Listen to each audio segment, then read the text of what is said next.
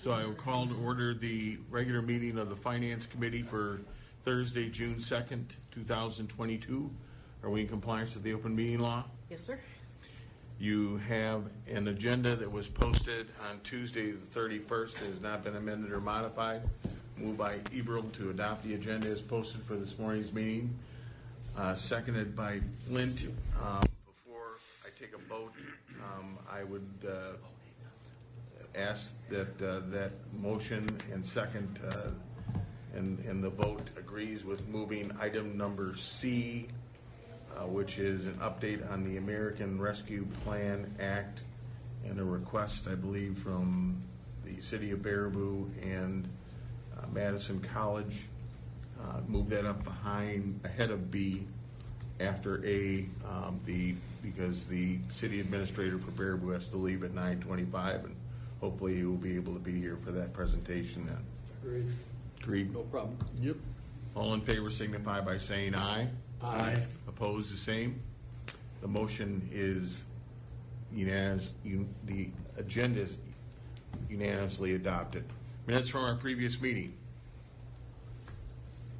Move to approve. It's seconded. Moved by McCumber to approve the draft minutes, seconded by Eberl. Any discussion on the motion? Any discussion on the motion? If not, you've heard the motion, the second, to approve the draft minutes of our May 6, 2022 meeting. All in favor signify by saying aye. Aye. Opposed, the same. Minutes are unanimously approved. Public comment. Is there any member of the public here who is not here to speak on an agenda item that would like to provide public comment at this time? Seeing no requests, public comment is closed. Communications. Don't believe we have any communications, Brent? Yes. Okay, item number 6A then. We have a preliminary update from our auditors on the 2021 audit results. With us this morning is Justin Hoagland. Justin, if you, I see you unmuted, so you have the floor. That was good, thank you, and good morning, everyone, and thanks for having me. For those of you who don't know me, I'm Justin Hoagland. I'm a senior manager at Baker Tilly, and I've been assisting with Sauk County's audit for a number of years now, and we always like to give just a short presentation to the committee after we've completed the fieldwork portion of the audit, but before we issue our reports and final, just to let the committee know how everything went, as well as give a timeline for the steps going forward. So, no surprise here, but the audit went very well.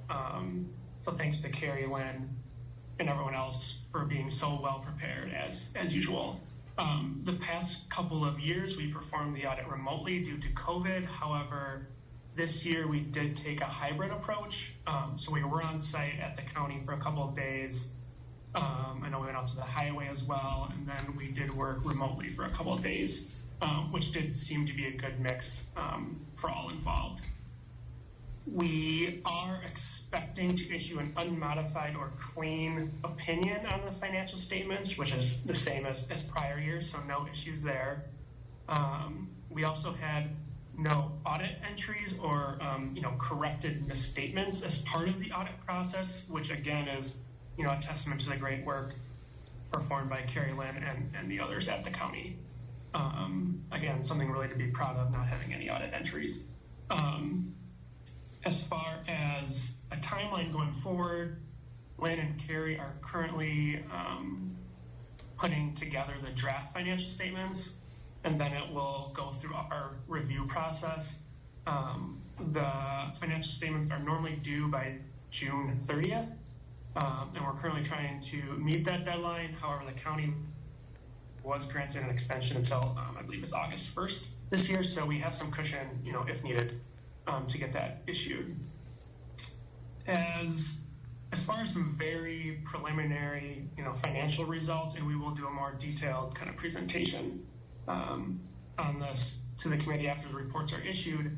I always like to look at the general fund because that is the main operating fund of the county, and the general fund had a net income of a little over $4 million in 2021, so that's great to see. one other, reminder that I related to the general fund that I wanted to bring up is that the fund balance, or equity in the general fund is really broken down into 3 different buckets or categories. Which if you looked at the 2020 financial statements, those kind of buckets are, non-spendable, assigned, and unassigned fund balance. So the non-spendable portion are amounts not in spendable form and have historically consisted of items such as delinquent property taxes receivable and other long-term receivables for the county. The assigned fund balance are amounts intended to be used for specific purposes. So for Sauk County, this usually consists of carry forward amounts and fund balance applied to the following year's budget for specific items. The last bucket is the unassigned amounts, and these are essentially the leftover amounts that are not restricted in any way and can be spent or not spent at the discretion of the county. While the county does have a healthy unassigned fund balance compared to other municipalities its size in Wisconsin, it can always also be challenging for municipalities to build up fund balance once it's spent down, due to the limited revenue streams available. So just always something to consider when you're budgeting for future expenditures. But other than that, that's really all I have as far as a brief update. Nothing crazy else to mention, and everything went well. Are there any questions from the committee? Any questions for Justin from the committee on his preliminary update on the 2021 audit? Lynn, please. Is this where the $5 million we talked about assigning out of the general fund for? That's in the resolution that we have today. Thank you.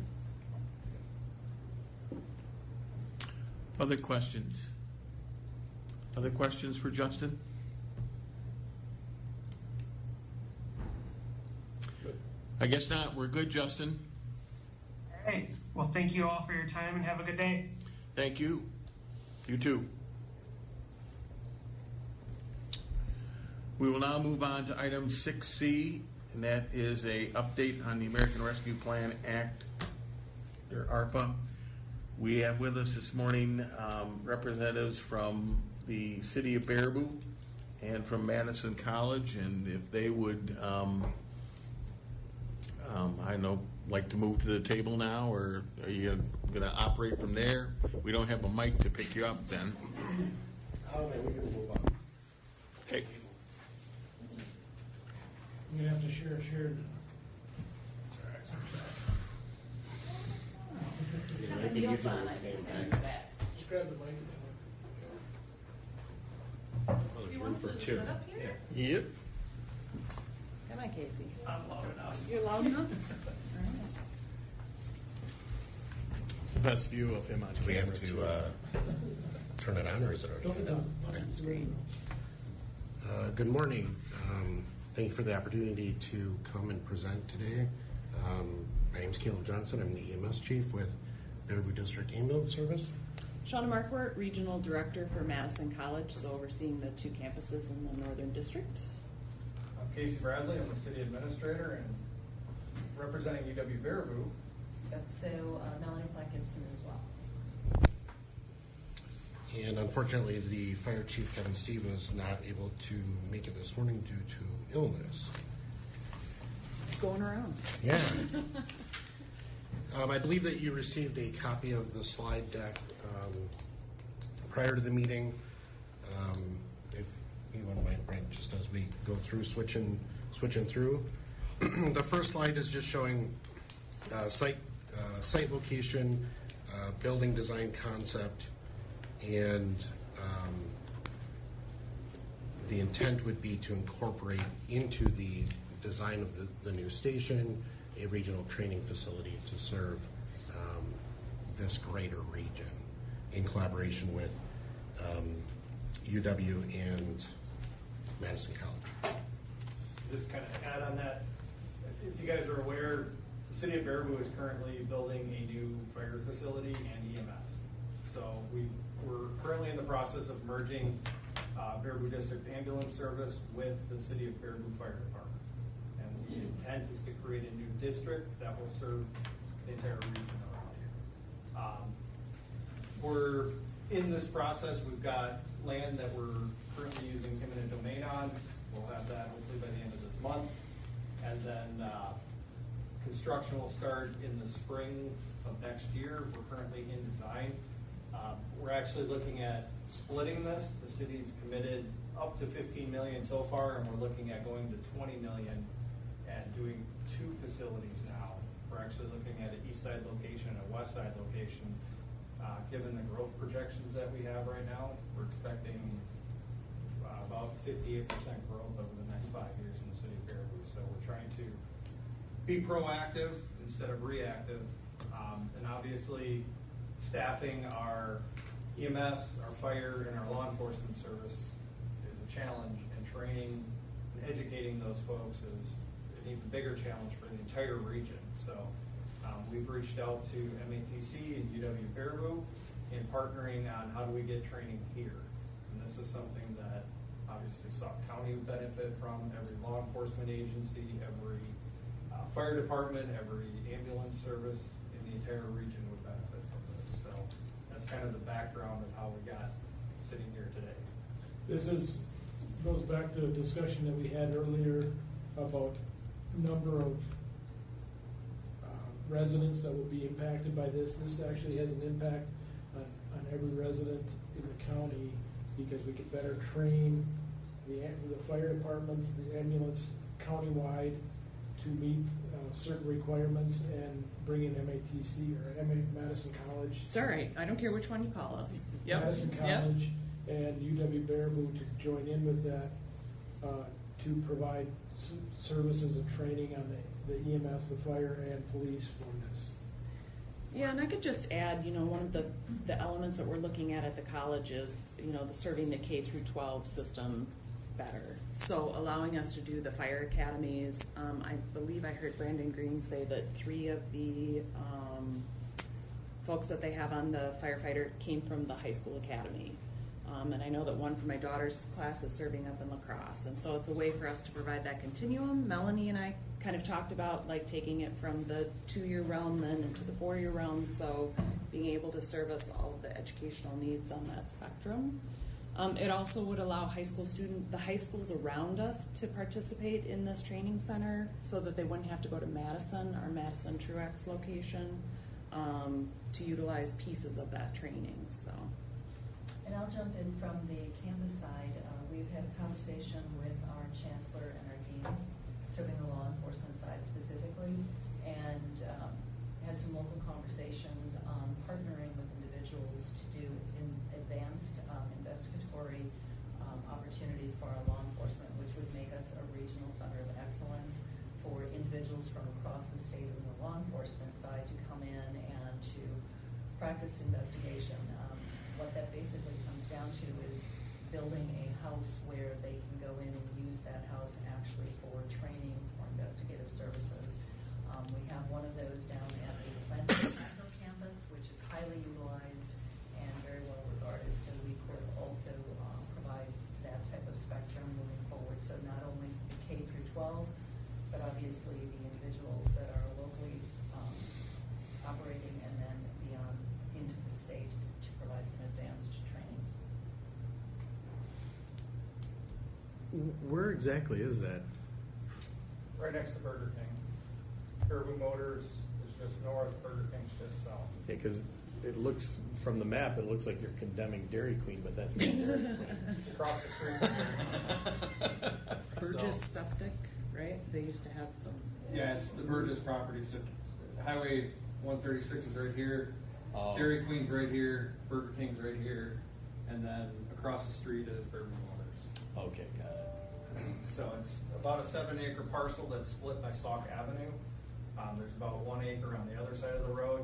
And then this ultimately is just a concept where by splitting this, we'll have less apparatus at that site, which makes more room for the burn house, the classrooms that we'll be adding in if this project is funded, along with the investigation house. So we can fit all of it on this site, and that's kind of the benefit, it's right across the street from your guys' law enforcement center, so you'd actually have a training center right across the street for you.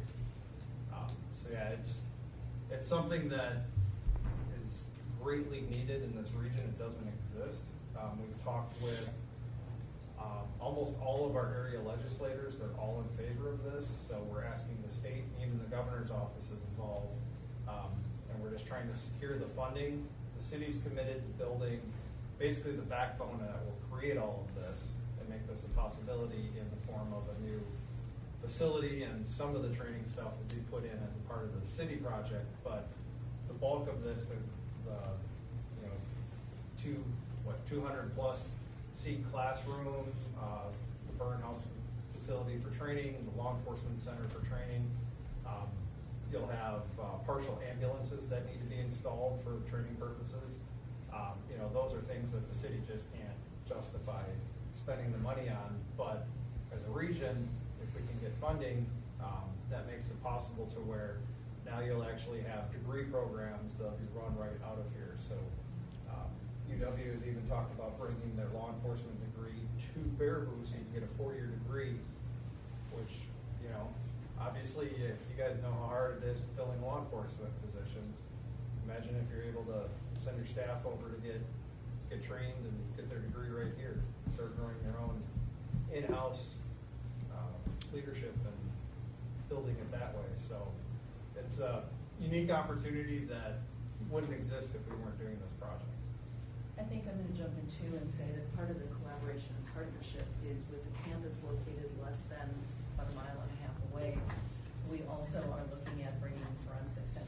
There's a huge need for forensics across the state, and so one of the other opportunities, we have amazing laboratories up on campus, and so we would be able to also offer forensic opportunities right here based on some of the training that we could do, and then with the laboratories up at the campus.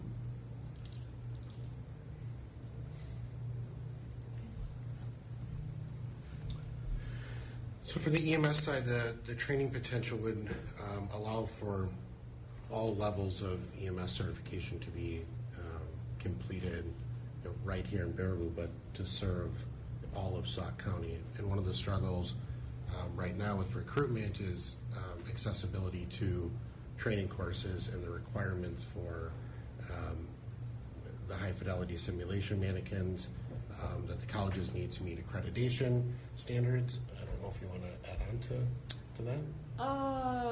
I'm probably not the expert on that piece of it, but it is one of our more popular trainings that we have both in Reedsburg and Portage. It would be nice to centralize that. Like you said, the simulation mannequins are very expensive, so we're commuting those around to each of the training locations. So to have a central place to house all of that would be really beneficial, I think, for students and for the college. Also incorporating this, our high school students who are taking these courses. So.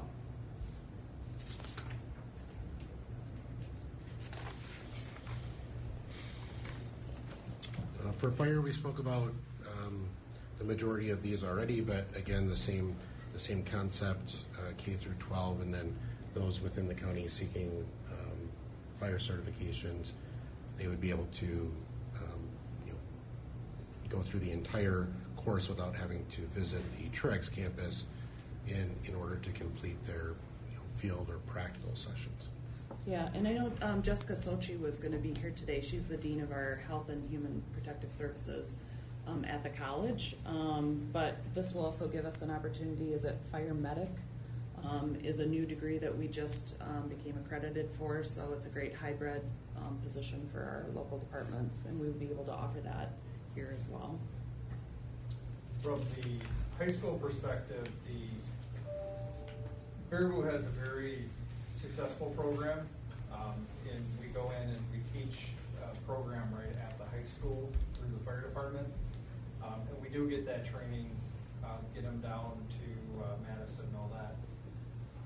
The other area schools can't do that, it's too far. Wisconsin Dells is creating a new program, and basically they'll get the initial training, but they can't get any of the hands-on training. So this would enable them to actually get that hands-on training that they can't make it down to Truax to get that Yeah, and in our discussions with the high school, so the Dells are doing a non-credit route with their training. If you go that route, you are not eligible for the reimbursement from the state. So the schools get reimbursed from the state if the students earn a certification.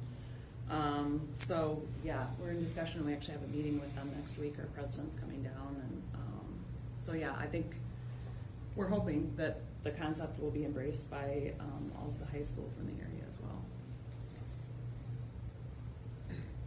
Okay, the other part of this is that this also opens it up to not just the county, but to a regional training center for Columbia, Dane, Richland, Juneau, Adams, Iowa, Marquette, so that you could get other people using this facility, bringing in revenue for staying in hotels while they're training or whatever it would be. So it opens the door not just for the high schools and the county itself, but for other fire departments, and we have a huge impact on all surrounding counties around us for quite a ways out, actually. Absolutely. For the estimated financial commitment or expenses, broken down the training tower, 1.2 million, the ladder tower, 300,000. For EMS training, 1.5 million approximately, which consists of the simulation mannequins, which are high fidelity mannequins. They can mimic, real life childbirth to cardiac arrest. Students are able to take vitals on them, perform interventions from the EMR basic all the way to the paramedic and critical care paramedic level. And if I can just pop in, part of the need for this is the accreditation standards that we're held to by the Higher Learning Commission. So we have to have the exact same equipment as that's offered at the Truex campus. So that's part of why we couldn't say, okay, we want just this and just this for this training. We have to be, everything has to be the same. So that's kind of a hands tied on what's needed for that. Thank you. Yeah. That must be a really cool laptop card.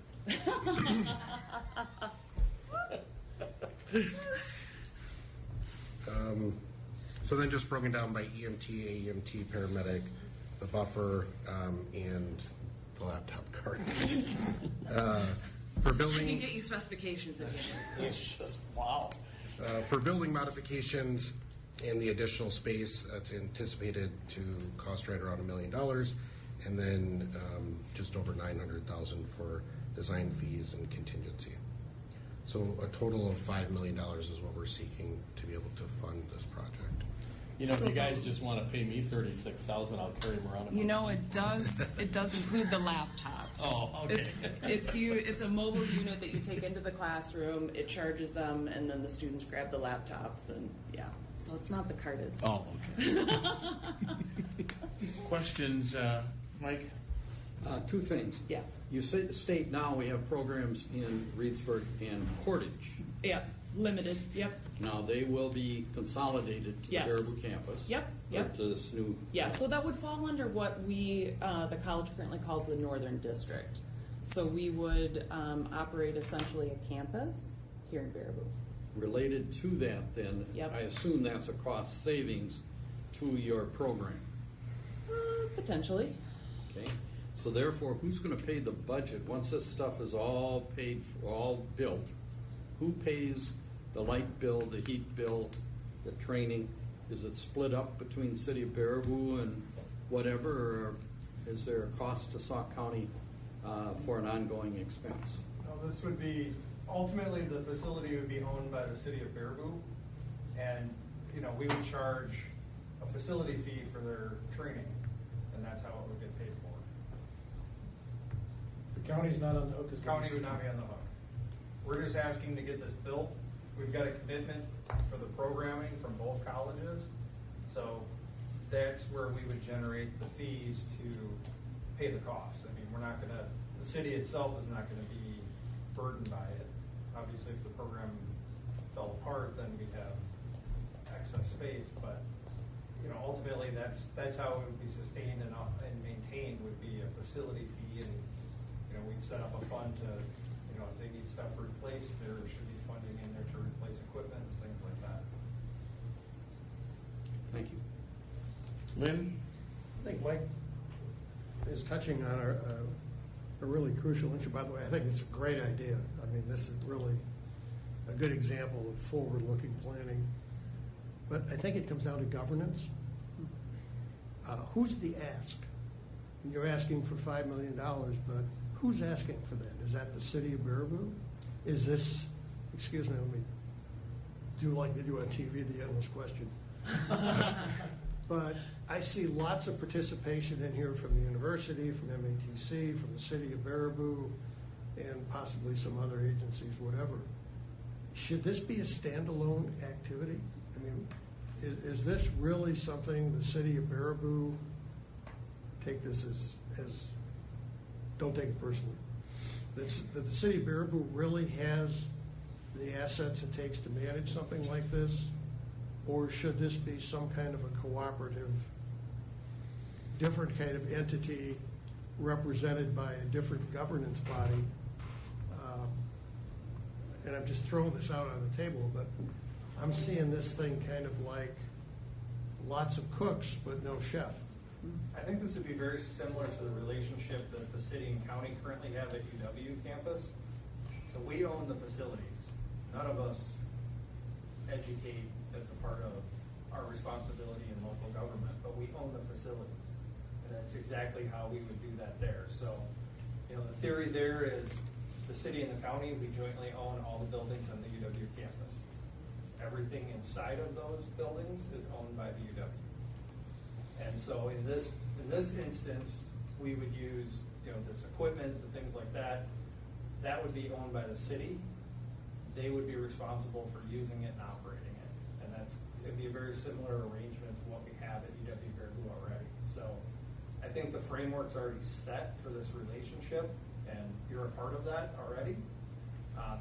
It's going to be a little bit different in that we have MATC and UW Baraboo as a part of this, and then ultimately the fire EMS district that's created will be they'll have the lease on all of the facilities, kind of like we have with UW Baraboo. The UW Baraboo leases the facilities, but we all own it. I hear what you're saying. I think this is a little bigger pot than that. And we're asking for the county to create a facility, to participate in creating a facility that will be a countywide and a regional kind of thing. And I guess I'm wondering, is the Baraboo Emergency Services Department, or wherever you call it, the right manager for this combined activity? We could set up a governance structure very similar to what we have at UW, where it's a group of county and city officials to oversee kind of the activities and stuff like that. We have no issues with that. I mean, I think that would be great. And then the question that Mike opened up is, where's the funding responsibility for this going to be? I mean, this thing is a great asset for the county and the region if it's functioning, if everything in it is maintained and coordination is made and so on. I'm not proposing a governance structure. I'm just saying, is the city of Baraboo the right governance structure, or is this somewhat unique? Because you're really creating a tremendous asset here for lots of stakeholders. Is the city of Baraboo's emergency service, is that the right governance? I think that's a question that maybe isn't for this body today, but before we throw $5 million at it, I think that's. Yeah, with the committee's permission, if I can, go off Lynn's remarks. I mean, one of the things that is missing to me is that, and I applaud this idea. I think this is forward thinking, a great idea. I mean, absolutely tremendous. At this point, I'm uncomfortable with, this is a regional center. Brent talked about Marquette, Columbia. They don't have a dime in this. You know, I'm even, and I'm gonna drill down to even smaller level, and that's the city of Reedsburg. I'm from Reedsburg. I mean, if this is gonna benefit supposedly them in their training, you know, what part do they have in this? Attaboy, go get them, or Lake Delton, or, and, you know, being from Reedsburg, I know that Reedsburg and Baraboo can't agree on many things. You know, but I think this is a tremendous idea, but, you know, right now, $5 million without, I want to say, a better, a wider notion of want or support regionally, including the surrounding counties, is a little bit much of an ask to, or reach to me. I don't know if that makes sense, but I think it's a great idea. But Brent, I don't think, you're asking, you're not asking for $5 million, you're just asking for a contribution, correct? That's correct. So, I want to make sure that we understand that they're not asking, because that was, when they came and talked to me, that wasn't the request, was to have $5 million from the county, but have support some part of the ARPA funds go towards this. And one of the discussions that we had before on the ARPA funds was what gets the biggest bang for the buck for the constituents of the county. The other point, that since you're talking about ARPA, can this get obligated and spent before 2024? Yes.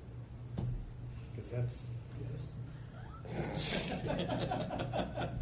I had a rejoinder for that. But Tim and then Mike again. Okay. Well, so so far I agree with everything I've heard. One of the suggestions that I would make is, this is going to be a Baraboo-owned facility, and I think one of the ways that would be beneficial moving forward is to segregate, I'm not sure right term to use, condo style, lease that space separately so that it becomes its own entity. I do agree also with Marty. I think there needs to be some other skin in the game. And what I can throw in is, you know, Lake Delton, in finishing up its police department, has built space for training as well. So, you know, you have this other avenue. Now, I know Lake Delton's its own beast. They have all kinds of money to throw at everything, allegedly, but we have. It's called sales tax. Thanks for playing. But I think what you need to do is break down how you envision A, this cost commitment here, and B, then what is the programmatic cost possibly going forward, so that, you know, I don't think the county's interested in getting, I think we could see the benefit of this. There's huge economic value to helping and invest in the long-term start of it, but, you know, how do we make sure that this is financially viable, so now all of a sudden the county isn't supporting this thing long-term? So I think those are the pieces that are kind of missing. it's Marty's. Mike. Yeah. Well, he covered many of the things that I was kind of thinking about, but have you done some reach out? I realize you're MATC. Madison. It's okay. College, I don't. No. I Will don't. be operating the project. Comes out of your budget if you can keep it funded. Yep. So faculty, yes, all of that. Yep. Okay. My point being is, and of course that does affect Portage and Reedsburg and the significant area. Have you reached out, or have you looked at your long-term budget, is what I'm concerned about. Yes, and so the timing of this is actually great, because prior to COVID happening and then COVID happening, what are the identities of our regional campuses? What do we do best? How do we build them up? And our president is very vested right now in making the investment to take the regional campuses kind of to that next level. So in Reedsburg, we are looking at a center of excellence for healthcare. So nursing, LPN coming back, looking at dental assistant, medical associate, medical assistant, and looking at the ways in which we can provide those in a more flexible schedule for our employers. So the things that we can offer here, and I don't know if we had paramedic on here, but so a popular program is paramedic to RN.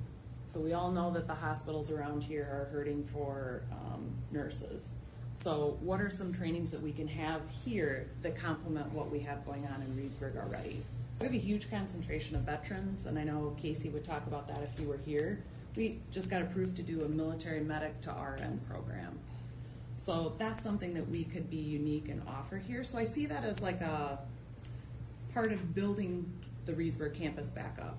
So then we move over to Portage. So what does Portage look like? What's its identity? What are things that could complement that? One of the things we've been looking at, and it would complement if what they're thinking about at UW is, do we house our law enforcement academy there? We're kind of in a, we can't grow anymore at the Truex campus. What do we offer there that all three of these are in, you know, so we'd have Reedsburg, Baraboo, and Portage. Instead of this, how do all of the institutions work together with our programming and have it make sense and grow it? And have people from Dane County come here for training versus the other way around. So I also am a little bit protective of our regional campuses and, you know, what we have to offer. So. Brent, and then Lynn. Sorry, long-winded answer probably for you. One thing that, when I met the fire chief, Kevin, the one thing that he brought up, and I didn't even think about, is when the fire departments have to go down to Madison for their training, that not just Baraboo, but they hate going down there with their trucks. It's not a fun place to take a vehicle. And he was said, and I never even thought about this, but for Reedsburg or Laval to come over here is significantly different than them driving that big equipment down in Madison by Truex Field down there to get to that location. So, Lynn. I think we all agree this is a great idea, and maybe we could kind of wrap this up by saying what are the essential elements of information we'd like to get back from them. Well, I think the question, it begs the question, where are you in the process? Well, the intent is to secure the funds so that the design can be incorporated into the building of this new fire and EMS facility. And that is being done when? It Now? will be, yeah, well, the designing is being done now, yes, with construction to be completed in early 2024. Tom? Thank you, Mr. Chair. So have you, excuse me, have you lined up any funding yet to cover this $5 million estimated total? We've requested funding, Okay. but we have not secured any funding. Can you anticipate what you might get that you might ask for? Well, we're asking for that the $5 million, and we've requested it through appropriation, so I can't really anticipate, whether we'll get it or not. So a question. So it's going to be a city-owned. It would be a city-owned facilities, but it would be leased, so to speak, and operated by Madison College and UW-Platteville. A portions of it, the training portion. Right. because the fire department part would still be owned. Right. Okay. But the training part of it would be Yep. okay. Yep. Would be operated by the two colleges. And, Mr. Chair, one other thing, I know that Senators Baldwin and Johnson are very much trying to find funding for it from the federal level too. And I think Representative Pocan is also involved in that. Correct. So there's a lot of people higher up on the food chain than me that really think it's a good idea to go. And I do agree though, who are these other in the region that have some skin in the game, Yeah, I agree with that too. And that was also a concern of, will Reedsburg, Laval, will they come over for the, to utilize See, those and facilities? that's why it seems to me that if, that further on in the next presentation, you'd have a letter of support or endorsement, you know, from these other municipalities that, yeah, this is not only a great idea, but we're gonna use it. Right. You know, and even, you know, the other counties that supposedly this is gonna serve. Tom? And I assume that those other users that Marty has mentioned, everybody would pay a fee to use the facility? Or if Madison College is facilitating the training, there's, we, either through tuition or through contracts, provide that training so that we pay the faculty and provide materials. So even just getting the commitment from different municipalities to use it would be a financial skin in the game type of thing, because they would have to pay to use the training facilities. Right. Yeah. So I think it's safe to say that the, you know, that all members, we have consensus here that this committee likes this idea. We could see possible participation by Sauk County as you move along in this process and things become more definite. Is that a adequate summary of where we're at by the committee? I would say yes. Yes. Okay. Thank you very much for your time and your presentation. Thank you. It's a great idea.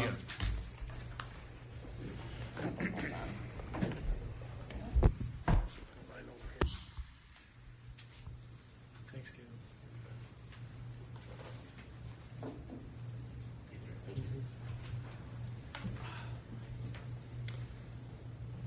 Back up to item 6B, presentation and possible consideration of vehicle leasing program with Enterprise Fleet. Well, you two asked for copies of the lease. And I know that there's several counties in the meantime that have gone with the lease, including Green Lake County, since we've been talking about it. And as you guys are aware, as the ones that have read I think you all got a copy of the lease. But the one thing that is that this is not like a residential lease. It is a lease that is to a government entity, so it is different than a residential lease. But at this point, and I was talking to Carrie about this not yesterday, day before, we would have to have the decision and everything like that by July 18th, I think is what he said. So at this point, maybe this is not something that we want to move forward with and put it off till next year. I don't know that to go, I mean, we can, unless you tell me you want to move forward with it now. So the Enterprise would need a decision by July 18th in order for us to start doing this in 2023? Well, just so that they could actually order the vehicles, Okay. because there's such a delay on getting the vehicles right now, so.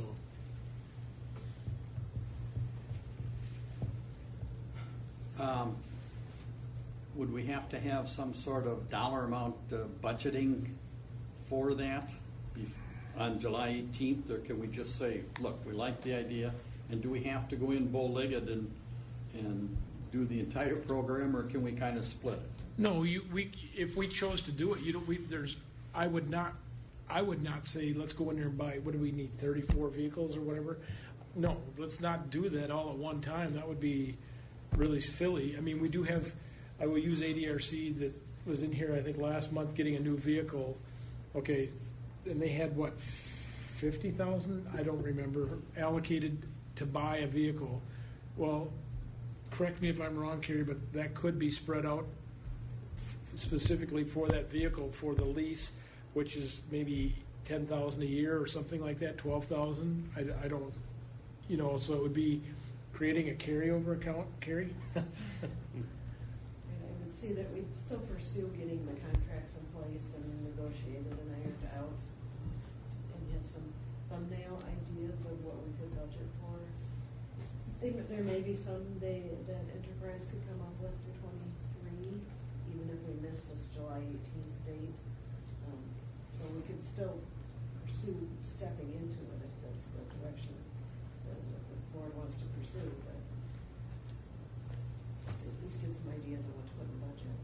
Well, the lease itself, I mean, I was looking at the numbers situation, obviously. We have a corp counsel that'll deal with, obviously, the legalities and all that good stuff. I thought it was a very good, very open type of lease. I mean, it really is a very, very nice situation, so. I want to hear what the Lynn? banker has to say. Well, I did read through all the documents. Some of the things I thought were interesting, they don't actually set the lease payment until the date that the vehicle is delivered. Because the interest rate, the internal interest rate, is the rate that is in effect on the date of delivery. That may or may not be a big deal. The lease requires that we give them ACH access to the county's bank account so they can deduct the payments every month. Do we do that for anybody else? Okay. Buried in this is that you're actually signing a contract with two different entities. There's the lease company who is the owner of the vehicle, and then you're signing a maintenance agreement with an outfit called Fleet Management Inc., which is who provides the maintenance. And the documents specifically claim that there is no cross liability or responsibility between enterprise and fleet management. There was another interesting thing in here that I think would be something we would really want to discuss with them. And I'm thinking of some of the discussions of what kinds of vehicles we would have. And we talked about, I think, a patient transport vehicle that had a lift and so on. And none of the maintenance agreement will apply to that. Any OEM that's put on the vehicle or any modifications are not covered by the maintenance agreement. So we would be on our own for that. And Lynn, to that point, in other counties where they use a pickup for a plow truck for parking lots or whatever, you are correct. But they give you the option of putting the bracing or whatever would be, I don't know the correct term, so that you can put that on there, but then you can purchase that in addition to or on your own from that vehicle. And then the only other thing I had a question about, and this might be for you, Carrie, they have very stringent requirements about provision of insurance. Do we self-insure our vehicles? Mm-hmm. Not exactly. We have a high deductible. High deductible, but yes. Okay, that might also be. These are not deal killers. I don't mean that this looks like a good thing. These, I think, are subjects that we would want to address in negotiating the Sauk County agreement, or at least really be sure that. Then they have this really complicated thing about book value and depreciation and so on. I guess that's where this presentation they had about what good prices they get for resale vehicles comes into play. But I agree with Mike. I think it's a very straightforward kind of thing. Just needs a little customization, I think, for Sauk County. So since you've been in the lead on this, Brent, what's your advice or position on this now with the committee? Well, quite honestly, I thought I was going to get different comments. I'm not going to say from who. But Just look at somebody else. I did. Okay. But if you discuss that later. But if you're willing to do some of them, and that, it may only be 5, 3, whatever it would be, and we can certainly do a trial with 3 or 4 or 5 vehicles to see if it works. If it doesn't work, then at the end of the lease, or we can cancel the lease too. Because I will tell you this, the one thing that Enterprise likes and other buyers is when they know that a government entity takes care of its vehicles with the maintenance and update and upkeep like that. So if they take the vehicle back, they know they have no problem at all selling that vehicle. So if you want to move forward, it's an easy thing, and I honestly don't know, and Carrie and I still haven't answered this question, whether it would have to be a resolution going to the board. Tom, Does it? please. No, could it be just included in the budget? So there's no financial risk for us to say today, yeah, let's go ahead and do this, and then we never end up leasing a vehicle at all? No? Okay, and then you already kind of answered that question then, so there's not a minimum number of vehicles that we have to lease? We could do one. Okay. In fact, when Shawano County did this, they did a fleet vehicle because they had, and one of the reasons that they did it there was because they had such a large amount of mileage reimbursement. I mean, they were paying some people $800, $900 a month in mileage reimbursement. So you're actually have a lease payment there, and what you're paying one individual for mileage reimbursement, and I do not want to put that much miles on my car or vehicle, but I lost my whole train of thought on where I was going with that. So have you, in the process of your beginning? Oh, I'm sorry. Go ahead. No, so they leased 6 vehicles for fleet vehicles, and then some departments like LRE used it for going out on their inspections. Parks, you bought some. Well, they had a 1992 flatbed Dodge three-quarter ton that was beat up, and they got $3,500 because Enterprise sold it, and they were able to get new vehicles. But the fleet vehicles that they were using for everyone to use for mileage, we found that 6 of them was too many, so we then gave them 2 back, and 4 was more than adequate at that time for just the fleet to cut down on the mileage.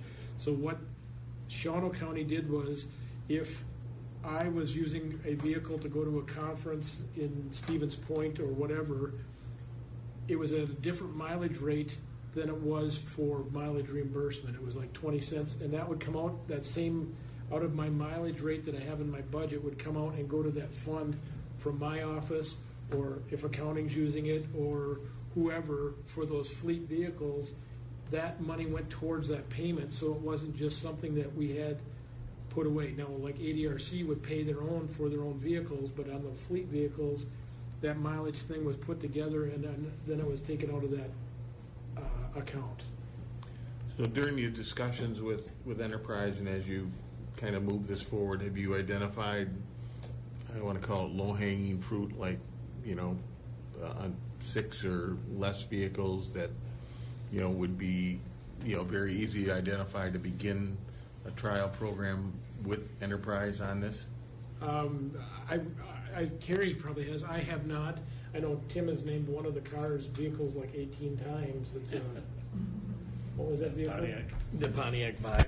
Yeah. Yeah, baby. We had sent Enterprise a list of vehicles and what their mileage was, how old they were, and so they had mapped out a good order in which to start making replacements. Okay. Lynn? As I understand the structure, this agreement is sort of like a file cabinet. This is all the general terms of the leasing process. Each individual vehicle that you lease is like a file folder in that cabinet. And so we could approve the structure, which is the lease and the maintenance agreement. And then going forward, departments who wanted a vehicle in this program could approve that under that framework. But every one of those leases basically stands on its own within the confines of the agreement. So the cost and the buyback and the internal interest rate and all those are unique to each vehicle. You are correct. Each one, so it's a plug-and-play kind of thing. We build this file cabinet, that's our lease agreement and our maintenance agreement. And then the departments or the committees, however we want to do this, can make an acquisition, so to speak, in terms of a lease, and that then falls under this umbrella. So I think, and I would bow to the corporate counsel here, I think we could approve the structure and the board could approve the lease structure. And then the acquisition function for specific vehicle requirements and management would go back to the departments and the appropriate Through the budget committee, process. through the budget process. So they could be budgeted, you got this much for a vehicle acquisition, you can either do it in the form of a lease payment, or you can do it in the form of an outright purchase. But we've, at this level, approved the file cabinet, this all fits it. And you are correct, Lynn, when each vehicle that, whether it was Brown County, Shawano County, you have a lease contract for each specific vehicle. It is its own entity, if you will, for each particular vehicle. But, I'm sorry. Go ahead, Tim. But to that point, I think as you're describing it, so vehicle A is sitting out there, and somebody from Human Services needs to use a vehicle so they can check it out, drive the car, and that mileage gets billed back to that department. And so they're not buying a car outright, and instead of paying, what is it, almost 60 cents per mile, it's the cost of the lease, which might be 25 cents a mile. So the department would actually save money, and I think using that model will demonstrate we're saving money, because if we're paying all these people mileage reimbursement, I know, when I was at the town, I was constantly kind of looking at the mileage I was putting in my car and my reimbursement and going, where's the break-even point for the town actually buying or leasing this vehicle so it's not costing us so much money? But that's how you get the value of the car, because you have multiple departments using it, not just one department buying a car, having it sit out there 5 days a week, and then they use it for 3 days, and then it sits there another 10 days. And one thing that for that, say we had 3 fleet vehicles and I wanted to go somewhere, if I requested it, and it actually, the scheduling it what came under the administration, so administration had the sheet that you, mileage out, mileage in, who drove it and everything like that. So you knew which department to bill it back to, and we filled all that information out. The one policy that we had was if there was not a fleet, if there was a fleet vehicle available and I chose to take my car, I could not get reimbursed for it. But if there was a fleet vehicle available, or if there wasn't a fleet vehicle available and I had to take my car, then I could get reimbursed for it. So it cut back that way, because people, and we had people that actually said, well, that's fine, I want to drive my own car, I won't get paid mileage for it, so.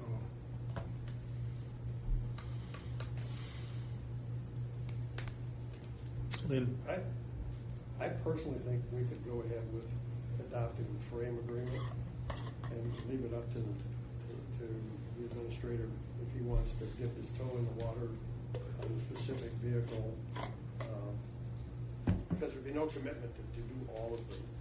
Everyone would be an individual decision. But I think we could consider approving the agreement, the master agreement. Has Corp Counsel reviewed this? He has seen it. And and him and I were talking about this. He goes, this is kind of like with MIS contracts when we make, or with the state, we make or Brian will make recommendations on this needs to be changed. Yeah, they never actually change the contracts. They just, we'll do that on the next one. But Corp Counsel would say that the board needs to approve this? I have not had that conversation with him. If we're doing it through the budget process, the board is going to be approving it through the budget process. I don't know. We were kind of trying to figure out how to go on that, and I don't know, McCary, what are your? That was solid. I think you have to identify at least one or possibly 2 final authorizing signatures on each specific list. Who that would be and whatever, but I think internally we would have to designate that. Well, you already have those, and I have to sign all contracts. Mike? Might I suggest that we maybe table this to the meeting in July with the understanding that Corp Counsel Be here. is discussed and we go to work and see if we need a resolution, and if so, to bring it up at that point in time. That's fine. Okay, so we have a motion to postpone this item until our July meeting, with the understanding that this will be reviewed by Corp Council, and the appropriate agenda item to move forward with this program will be on that agenda. Is that all right with everyone? Seconded by Ebro. All in favor signify by, oh, Tom, you have a question? Just a quick question. So that would still be timely enough so that we could meet the July 18th deadline? And if I understand that right, if he determines we can just do it through the budget process, we would have to take no other action. Got it. All in favor signify by saying aye. Aye. Opposed, the same? Okay, we will hopefully put this to bed in July. Item D, review and discussion of ARPA funds expenditure guidelines and consideration of current requests. I asked to put this on, not only noting what was on C, but also Brent forwarded Tim and I an email that he got from one of the presenters for the Just one of them. Sauk County Community Park, Sauk Prairie Community Park, excuse me, saying that they would still welcome Sauk County's participation. They would. So I wanted to just identify the current requests we have from Merrimack, as I mentioned, from Sauk Prairie, from the Reedsburg Area Ambulance Service, and then the one we received today. I think I listed them all. Tim? Thanks, Marty, and I apologize for not jumping in that conversation last week. Shit hit the fan, so to speak. Stuff hit the fan, sorry. I thought back in March, and maybe I didn't understand our action, but I thought we were going to pretty much decline all of those offers because none of them had countywide implications. You had a consensus with the committee, but there was no action taken. That's where Carrie and I said, give me something to go back and tell them yea or nay or whatever. As in, we didn't have a resolution, or a No. motion, I should say? No, there was no motion. And Well, I think if I remember correctly, we thanked Carrie for her diligence in developing the guidelines, thought that they were well thought out and well put together. But at that time, I think it was the consensus of the committee that one of the, I believe that matrix included whether the county had any ownership in any of these or an interest in these, in the requests. And the committee decided that seeing that we didn't have any, that we thought that we best try and use the ARPA funds on something that Sauk County had an interest or owned. The regional training facility got piggybacked in here, and I think that's a new discussion. That's Yeah, not- however, then this request came up. It's a different. this has an impact on every resident of the county, whereas the other things had, as Marty was talking about earlier, had an impact on specific areas of the county. But I just wanted, because I know, and you guys know this too, if I went out and said, Merrimack, we are not covering you, but I actually had no motion or actually support from this committee, someone could interpret that as I'm going rogue based on, that there was no formal action taken by this committee. So do you need a resolution? No, not a resolution, I just need Need a motion. some sort of motion, and Carrie and I have talked about it, and I'm like, there was just, everybody was in agreement, but I'd like to make a motion that the Merrimack Wells, Sauk Prairie Community Park, and Reedsburg Ambulance did not meet the criteria as established by this committee back in March. Second. Moved by McCumber, seconded by Flint. so you could, I did not include the regional training I know, facility. that's what I was, Discussion on the motion by the committee. Yes, Tom? So, is it our position as a committee that any money that we use for ARPA expenses has to be on a county-owned facility? Or a county-wide benefit. It does not have to be on a county-owned facility. Yeah. County has to have an interest, I And- believe, and- is how we defined it. And actually, Carrie included the categories that you can look at. I mean, and there's a lot of them. There's like 4 or 5 pages of categories, and some of that is giving to other government units, giving to other nonprofit organizations, broadband, sewer, well, and septic types of things. And that list is, it's a pretty long list. And that, one of the things that Clifton Larson, right, is overseeing is the use and tracking of the ARPA funds for us so that we don't violate that specifically ambiguous guidance. Were you thinking of something specific, Tom?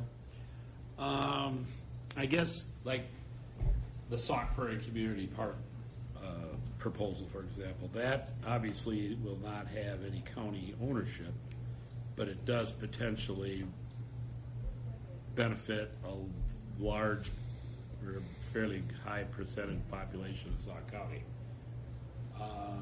You know, the regional training facility that we were just discussing, that probably will not have any county ownership, but it kind of benefits a lot of, or at least a certain population of the county.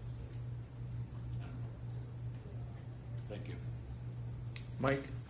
We have a stakeholder of $650,000 for municipal sewer and water, Village of Merrimack Well. And right up above it, it says municipal sewer and water, $650,000. And I'm just wondering why. I think he just put that in as a placeholder in the event. Well, and the other part of that, Mike, and I was that when we were looking at moving the highway shop over in Reedsburg, part of that, or no? Because that was been like 350,000 on that. The original. Yeah, and some of these placeholders that we have not changed yet. It was, we honestly don't know. I understand now what you're saying. Thank you. Other discussion on the motion? To address Tom's concern, I think about the Sauk Prairie Park. I actually want to have a meeting with Melanie. I think there's other avenues to provide support to that through some other entity where we could tie all of our sports facilities together and get more of an economic bang for it than to say, hey, we're going to fund this park, we're going to fund this park. So those ideas are here, so I can't go too far to say what, but I think it's not lost on me that there's a benefit that could serve the greater community, but we don't have that kind of. When you get lost, Does that make sense? when you want to buy farmland, Because we have all kinds of resources, the Great Sauk Trail, it's, it goes. Other discussion on the motion? With the committee's permission, I think I think that the communication with those 3 entities should be that at this time, given the deadline of finding use of ARPA funds or returning them, I think as we move down that road, certainly if there are funds that we can't find a legitimate commitment to, that we might revisit it. Would the committee agree? I will amend my motion to support at this time. I will still second. Okay. Brent? One, since it's tied in with the ARPA funds and not left out, Caleb is waiting he was wanting to know if you wanted him to bring it back to a specific meeting for the request for the letters and things like that. No, I think the the consensus of the committee was not, I guess, when they're ready. Okay. I think we gave them an idea of, or at least a definition of some of the things that we were looking for to get I guess, a greater comfort level of a regional, the regional and the acceptance of this countywide by, by the other fire agencies and governmental units. Am I right, committee? But I think the good news is that, I think the refreshing news to you ought to be that you're not included in Mr. McCumber's motion. Well, I have a whole different, no. Okay, you've heard the motion and the second to have the administrator send a communication with the folks from Merrimack related to the Merrimack Well project request, the Sauk Prairie Community Park request, and the Reedsburg Area Ambulance Service request, that at this time the committee is not disposed or favor of participating in those projects, and that if ARPA funds remain near the end of the deadline, we will review that request or revisit that request. All in favor signify by saying aye. Aye. Opposed, the same. Thank you. Okay, item number E, consider resolution to amend the 2022 Land Resources and Environment budget to include funding for a stream bank project at the county fair, county farm. I was going to say, this is going to be cool. There's no water there. You're now in charge of the fair, Lisa. I don't want to be in charge of the fair. So the department holds a water quality training agreement with the Village of Loganville when they received their WPDS permit, so their Wisconsin Pollution Elimination Discharge permit for their sewer operation. They were required to meet a much smaller phosphorus discharge level, which they couldn't meet in their current facility. So they have options to either make the changes to their facility, go with the MDV funding route, or do water quality trading. So they chose the water quality trading. We identified 4 different projects for them. One of the projects is on the county farm. The issue for Loganville is the overall costs. They're obviously a small community. They came to the LRE committee in, I think it was the first meeting maybe in May, and presented their proposal. The estimated cost for the stream restoration is $153,530. And what that committee had recommended was that we only be responsible for about 33%. Obviously, this is still their permit that they're responsible to meet the requirements for, but it is on the county farm. So looking at $50,665 in our budget from the general fund. There was discussion about ARPA dollars, but committee felt that since this was in the master plan already, it was kind of a CIP sort of project that would make the most sense to come from the general fund. So just looking approval from this committee to amend our budget to include that. Mike? Does the village have $102,866? We have not gotten an answer from them as to whether or not they do. The engineer that was present at the committee meeting had said that they would go back and kind of talk to the powers that be. It is kind of what it is at this point. So if they can't fund it, we wouldn't fund it. Lynn? I would just, as a way of background, the normal first thing a town like that would think about is WVCPL, Wisconsin Board of Commissioners of Public Lands, and they have suspended their small loan program. So that would be their first choice, so that's not available, just as background. Tom? Just a question, or 2 questions actually. Just interested in how the LRE committee came up with the 33% figure. That was Just out of Brandon curiosity. Lowers. Pardon? That was Brandon Lowers. That was a bizarre conversation. Yeah, I'm not quite sure how we came up with 33%. Do you remember? Well, I actually suggested that we fund 50% of it, since it was our property. It's our property, and since because the other entities that this is a three-prong approach to solving this problem with the village. And the others are taxable entities, which the village receives taxes off of. They get no taxes from our county farm, and so that was the reason that I suggested that we go 50-50 with the village on this stream bank improvement. And, the other request, from the village was that we do this first, because it gets the DNR off of their back. However, the committee went with 33%. I think the other discussion then was fund balance or ARPA dollars.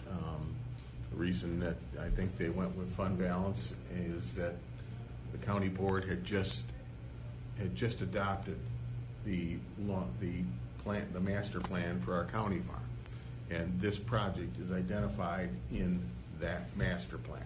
So therefore, if the ARPA dollars weren't sitting there, we wouldn't be grabbing. They're not there to grab. So that was the reason for it. Tommy, do you want to continue? Oh, sorry. So why is it that it wasn't included in the 2022 budget, this project? This has been a very, they started with a completely different engineering firm to start with, and there was some issues with communication between that engineer and their current village board. Then they hired on Bierbecker to kind of pop in, and this has kind of all bubbled to the surface, I guess, more recently. So there was no way for us to kind of plan for this in advance. Yeah, this would have been in the budget, Tom, but as I said, they really asked us to, in order to allow the village time to work through the other entities or properties involved in this program, that the county step forward and move this up, instead of waiting for budgeting to get the Department of Natural Resources, buy them some time. Yeah, so there's 4 identified projects, 3 are on private property. And the intent for Bierbecker is to attempt to try for some EQIP funds through NRCS to help cover some of the costs on those projects for them. But that's a waiting game as well. Thank you. Tim? Is Uriah involved? No. Yeah, no. Then I move to approve the resolution. He works, there's no dam on this. Sorry, that's a damn joke. Ryan is the gentleman we're dealing with the dam out in LaValle, and it's been at times difficult. Do I have a second? I'd like to second that, but I was wondering if we could condition that on verification that they have the funding for their portion. I think that's kind of unspoken, because if they can't pay for it, it won't happen. Discussion. Go ahead. I like your idea. I think that we should pay half of that. And I realize we have LRE have said 1/3 and all that, but can we kick it back for further discussion? I just feel, as Marty does, that the village has absolutely no taxation benefit with this situation, and maybe it should be a 50-50.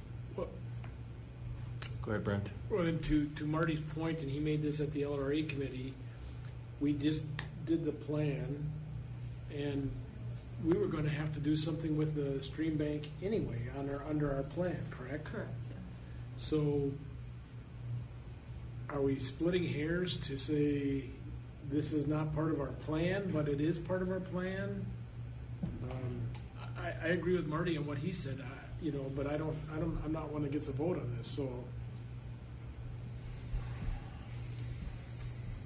I'd rather see it go back to committee and maybe hash it out with some other ideas there. I don't know if the committee's gonna change their mind. What was your vote? It was unanimous. Oh, I think it was unanimous, and the reason I didn't, we had discussion at the committee level. I guess the reason I went along with going from 50 to 33 is that we're going to take this, what I considered an extraordinary measure, and that is to move it up in our processes in order to help the village buy time to deal with the other properties. Am I reflecting that discussion right, Lisa? And so that's the reason I didn't sit there and battle for 50 instead of 33. Well, I'm sorry. I was going to say, you could also consider making the amendment on the board floor. Okay, that's fine. Okay, we have a motion. Tom, go I'm ahead. sorry. Thank you. So just when were we going to do this project absent Loganville's request, so to speak? We really didn't have Didn't it have it kind of scheduled. targeted yet. And did they find out, or how did they find out about this possibility of using our project on the county farm to benefit their needs? So as part of the water quality training agreement that we have, we kind of work with them to identify landowners that have and are willing to participate. And this is kind of one that was thrown out there as being within their watershed that could take place. Thank you. Other discussion or question on or comment on the motion to approve? If not, you've heard the motion and the second to approve a resolution to amend the 2022 LRE budget to include funding a stream bank project at the county farm and to have the money for that come from fund balance. All in favor signify by saying aye. Aye. Opposed? The motion is unanimously approved. Thank you, Lisa. And you're still in charge of the fair. I had enough going on, Marty, I don't need the fear. That's exactly what she says. Jeez. Everybody loves the fair. Item F, consider transfer of human services prior year fund balance.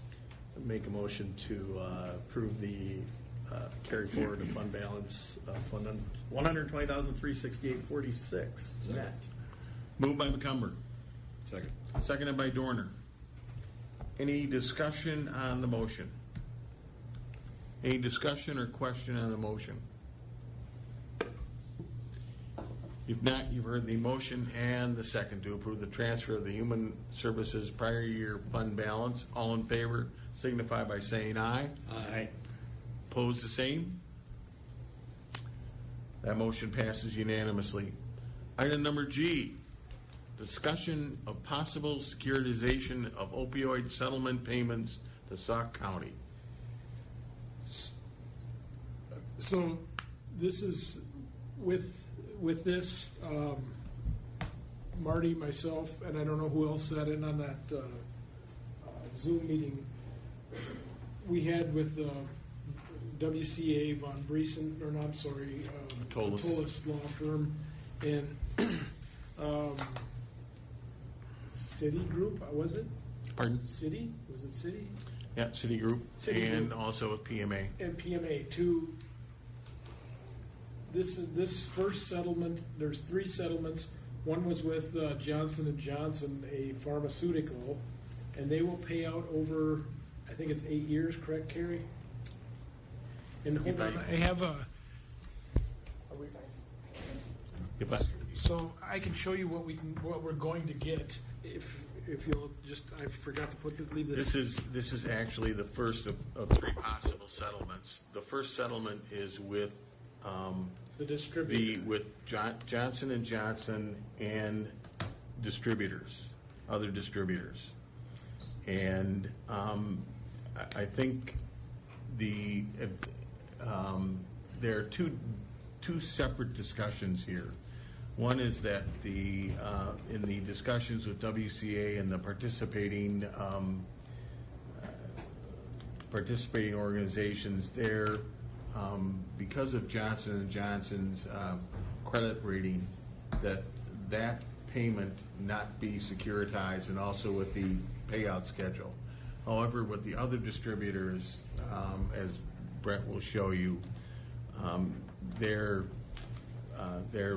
I guess wanting to have a discussion of the possible securitization of those payments from the other distributors based on the length, I believe, which is 18 years. Yes, sir. And so with that, I'm sorry, were you done, Marty? I'm done. So with that securitization, what it's meaning, and this is, it was honestly hard for me to wrap my head around this whole thing, but the counties, and 71 of the 72 counties, and I forget how many municipalities joined in we're on this lawsuit with the opioids. Right now, we will get $3.45 million for opioids. And with that, that would be over, as Marty said, 18 years. But if we go in and there is no guarantee that they will be solvent, those distributors, in 18 years. So,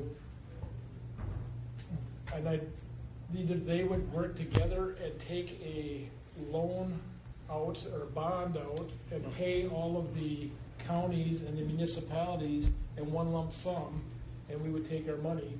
Now, this 3.45 would be reduced slightly, but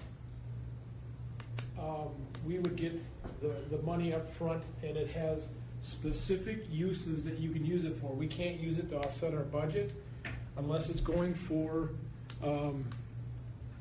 things that of opioid treatment, abatement, and programming. And they are very specific on this of what we can use this for. So it's not like we can offset it by vehicles, whatever, put it in a highway. But I think all three of us were in agreement that we should take a lump sum payment. I mean, right now, this is what we have, and compared to what we have spent on constituents that we have had to provide services for and things like that, and there is no guarantee that any of them will be solvent. And I can't tell you, both Mark O'Connell, Andy Phillips, PMA, and Citigroup all said the same thing. There is no guarantee that any of them will be solvent in 18 years. So here's the ask or the discussion for the committee today, and that is that this is in a very preliminary stage. This was a discussion that was at 12 noon on Monday for the first time, and so they don't know how many counties are interested in essence, taking the money up front and banking it and that. So I believe they're gonna split the state and the counties that have money coming into 3 or 4 different discussion groups in order to get a feeling or understanding of the number of counties interested and, of course, the dollars that are involved. Because, of course, if these folks go out to sell bonds to securitize this thing, you get the issue cost is the same for 15 million as it is for 30 million. And so, this is the beginning of this exploration, but I guess I put this on the agenda today because I think what Brent and Kerry are looking for is direction to continue, that Sauk County is interested in exploring the securitization of the first round of settlement payments with the opioid distributors. Well, there's certainly a future value of money here in 18 years. My goodness, you could take a significant discount and still be money ahead by taking that money now. Correct. I think this is a no-brainer. I think we take the money. If it isn't an unreasonable settlement that you guys will deal with. I mean, it would be a reduced amount, but we don't know what that reduced amount is. But the other thing is that because it has to be used for those specific issues that are laid out in the guidelines are, it does not have to be spent in 1 year or 2 years or 3 years. It could go on for 5 years or whatever to provide those same services of what those guidelines are, or unfortunately, the only ones that it would affect a lot are accounting to make sure that it's in that specific account and stuff.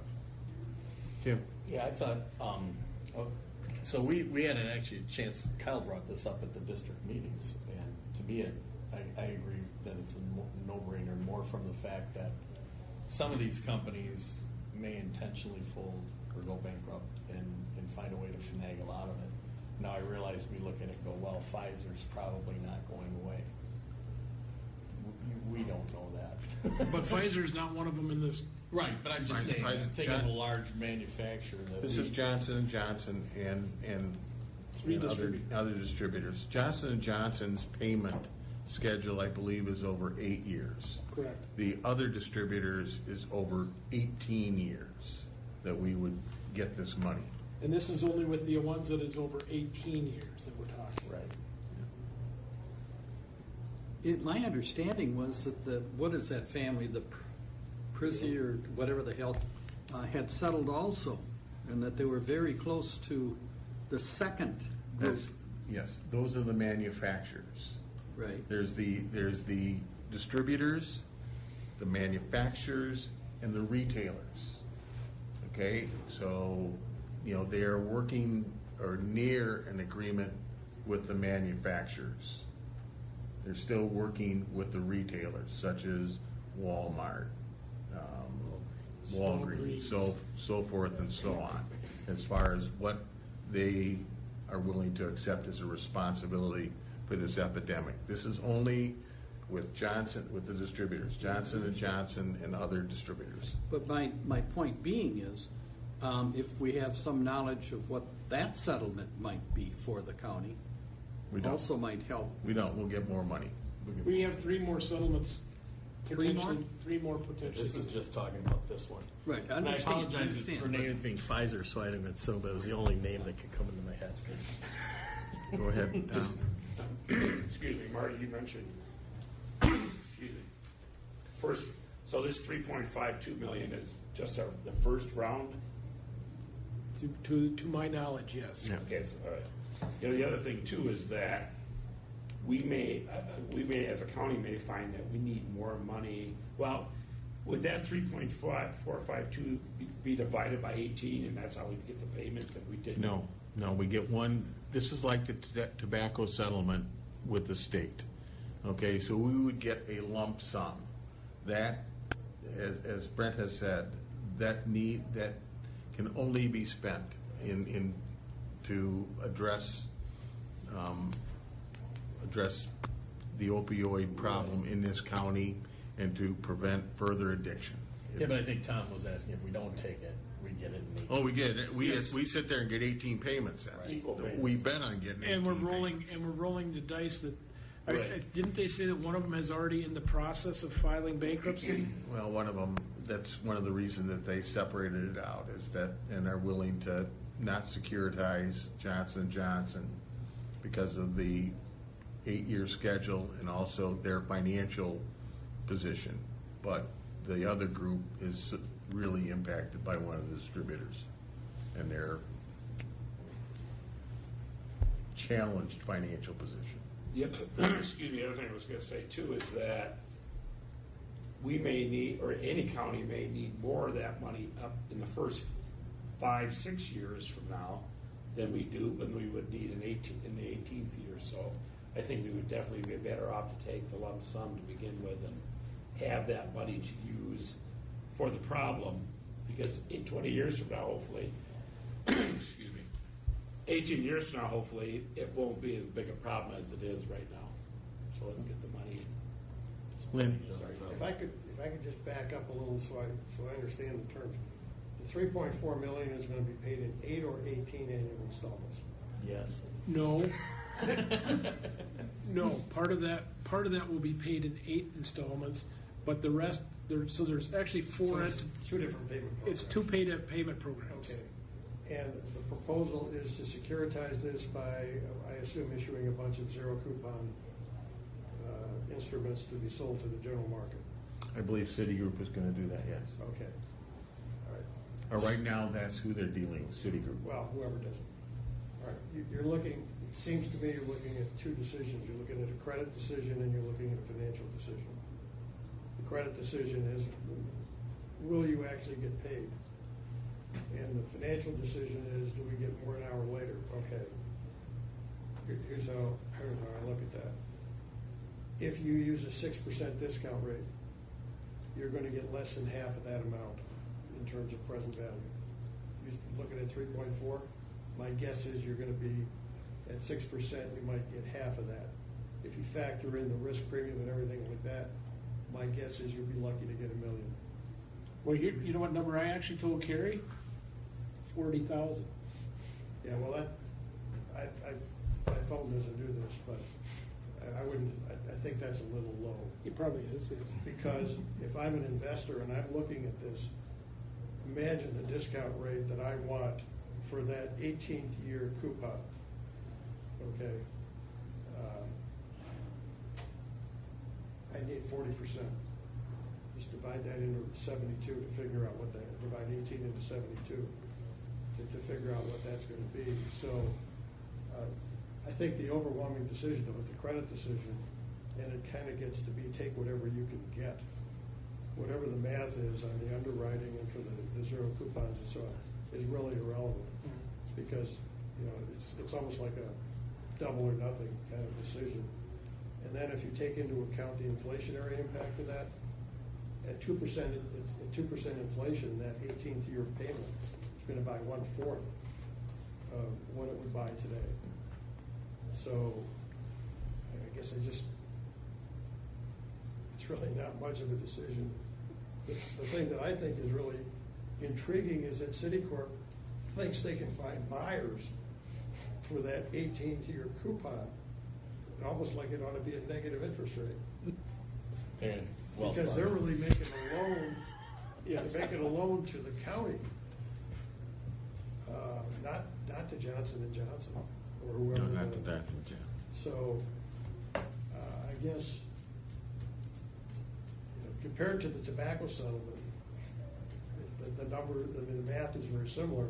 The difference is the tobacco settlement proceeds were really sort of not exactly intended, didn't exactly go where they were specifically intended. But, and this is like, the guys who made this settlement basically are walking away for almost nothing because of the extended payment schedule. This is like you won the $10 million lottery, but if you want your money today, you get $2 million because they use a 6% discount rate. So And I'm not gonna lie, Lynn, that was why I was struggling with this, because this is, you know, but I agree with Mike, it's a no-brainer. Take the money and run right now, because right now, we're funding it, some of these things out of our own general fund. it's a bird in the hand versus a flock in the bush. Yes. Do we need a motion to just authorize the administrator and the accounting to No, I pursue? Or do we just say it's? I don't think we know enough right now. I think that Carrie and Brent have the consensus that Right. when these smaller meetings are held with with groups of counties, that we want to be part of the discussion and explore that securitization and see where it leads to. Agreed. Agreed? Yep.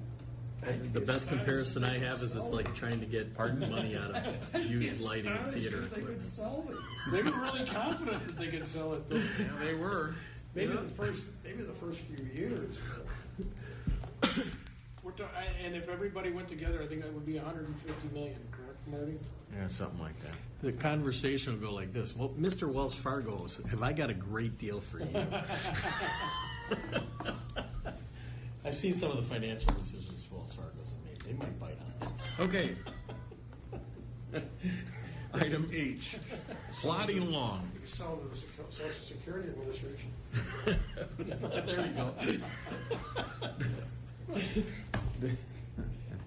Discussion and possible resolution assigning funds as of December 31st, 2021, and authorizing adjustments to the 2021 budget. Well, I would move to make the adjustment of, I had it here a minute ago, $276,708 be transferred to the contingency fund, and the $5 million to general fund for the highway facility equipment as needed. Basically approve the resolution. Moved by McCumber, seconded by Flint. Discussion on the motion. Mr. Chair, Yes, sir. to Lynn's question, line 50 of that resolution allocates that 5 million towards the highway. Which line? 50? Line 50. Be it further resolved that Way down on the bottom. $5 million of general fund balance be assigned as of December 31st for the highway department facility equipment if needed. Thank you. Any other discussion on the motion? If not, you've heard the motion and the second to approve a resolution assigning funds as of December 31st, 2021, and authorizing adjustments to the 2021 budget. All in favor signify by saying aye. Aye. Aye. Opposed, the same. That motion passes unanimously. Item I, consideration and possible adoption of 2023 budget policies and priorities.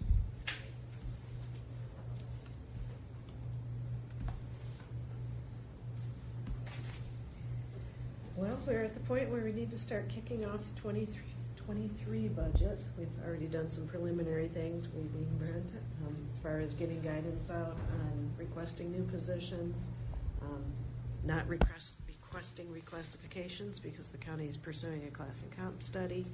But what we generally look for right out of the gate is this overarching guidance from the Finance Committee of just general budget guidelines. What I put out here was what was adopted a year ago when we were doing this exercise. I'm not proposing any changes to it. These all still seem like good, sound budget policies, but look for your comments and suggestions. Input? Comment?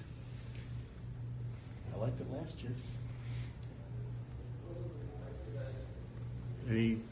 Any input as far as change or modification? If not, I would entertain a motion to adopt the 2023 policies. Motion to adopt the 2023 policies and priorities for the budget. Moved by McCumber, seconded by Flint. Discussion on the motion. If not, you've heard the motion and the second to approve and adopt the 2021 budget and policies and priorities. All in favor signify by saying aye. Aye. Opposed, the same sign. That motion passes unanimously. Item J, presentation of the county financial reports. Of note on here is, of course, the sales tax. It's slowed down a little bit through these first 3 months of the year, each month a little bit slower than a year ago at this point. I'm certainly not worried about it, but my crystal ball is always a little fuzzy. Otherwise, I don't really have anything to particularly point out in the financial report that is out of whack. Again, like I said at the county board meeting last month, that grants and aids always looks very slow because of, and this year in particular, because a lot of ARPA dollars are budgeted to be spent and not really spending them quite so fast yet. So.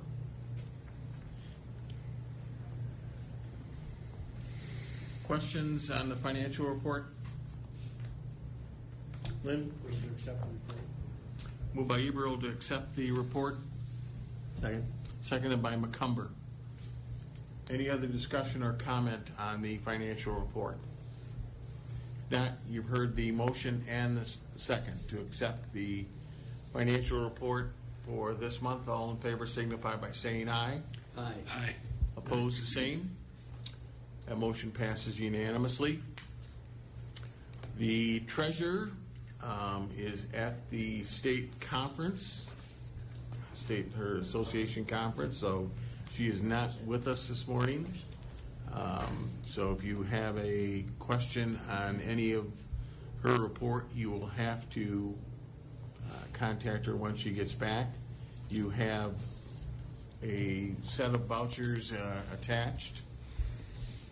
Move to approve the vouchers of $88,2050. Moved by McCumber, Second. Seconded by Flint.